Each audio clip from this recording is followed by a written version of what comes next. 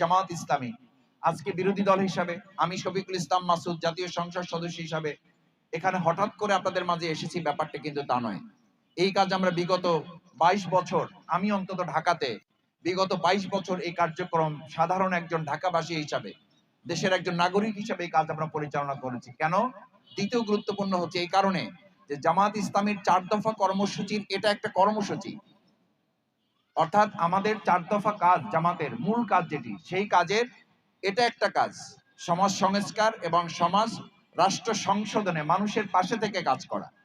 আমি অনেক সময় বলি, কেউ কেউ 31 দফা কার্যক্রম ঘোষণা করেন, আর আমরা বলেছি আমরা আমাদের সংগঠন পরিচালনার শুরু থেকে, আমাদের সংগঠন প্রতিষ্ঠাকাল থেকেই এই রাষ্ট্র সংস্কার এবং সংশোধনের কার্যক্রমে আমরা নিজেদেরকে সম্পৃক্ত রেখেছি। আজকে বাংলাদেশ জামাত ইসলামী বিরোধী দল, আজকে বাংলাদেশ জামাত ইসলামী 68 জন সংসদ সদস্য, বিরোধী দলে আমাদের আরো সংসদ সদস্য রয়েছেন। এই যে আমাদের সংসদ সদস্য রয়েছেন, আমরা সবাই মিলে একটা মানবিক রাষ্ট্র গঠনের অংশ হিসাবে কিন্তু আজকে এই কাজ করছি। প্রতি কোনো দয়া নয়, এটা আপনাদের প্রতি কোনো মমতা নয়, বরং এটা আপনাদের অধিকার। এই অধিকার বাংলাদেশ জামাত ইসলামী সরকারে নেই, তারপরও বিরোধী দলের থেকেও আমরা আমাদের কার্যক্রমগুলো অতীতেও যেমন পরিচালনা করেছি, এখনো পরিচালনা করছি। আল্লাহ যদি চান, ভবিষ্যতে ইনশাআল্লাহ আমরা রাষ্ট্র ক্ষমতার পরিচালনার সুযোগ পেলে আরো কয়েক গুণ শক্তি নিয়ে আমরা এই সমস্ত কার্যক্রমগুলো, মানবিক কার্যক্রমগুলো, সমাজ কল্যাণমূলক কার্যক্রমগুলো নিয়ে আপনাদের পাশে আমরা হাজির হব ইনশাআল্লাহ। আমরা অত্যন্ত লজ্জিত যে গতকাল প্রথমেই যখন স্পিকার শপথ নিলেন, শপথের পর আমরা শুনলাম উনি ওনার সংগঠন বাংলাদেশ জাতীয়তাবাদী দল থেকে উনি নিজেকে প্রত্যাহার করে নিয়েছেন, পদত্যাগ করেছেন। কেন পদত্যাগ করেছেন? উনি এখন থেকে নিরপেক্ষ ভূমিকা পালন করবেন। আমরা জানতে চাই, তাহলে রাষ্ট্রপতির ভাষণের সময় যখন এসেছে, বিরোধী দলীয় সমস্ত এমপিরা দাঁড়িয়ে যখন বলল আমাদের বিরোধী দলীয় নেতাকে আগে কথা বলতে দিতে হবে এই ব্যাপারে, তারপরে রাষ্ট্রপতির ভাষণ হবে না হবে সে ব্যাপারে সিদ্ধান্ত হবে কিংবা সে ব্যাপারে পদক্ষেপ গ্রহণ করবেন।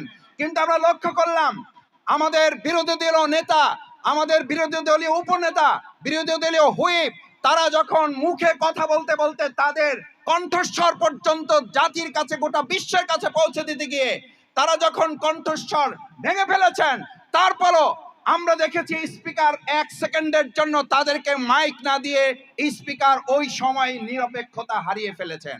তবে এই বিরোধী দলের সাথে জুলাই স্প্রিট, এই বিরোধী দলের সাথে 24-এর গণ অভ্যুত্থান, এই বিরোধী দলের সাথে 47, এই বিরোধী দলের সাথে 52, এই বিরোধী দলের সাথে 71, এই বিরোধী দলের সাথে 90-এর স্বৈরাচারী বিরোধী আন্দোলনের প্রত্যেকটা চেতনার সম্পৃক্ততায় বিরোধী দলের সাথে আছে।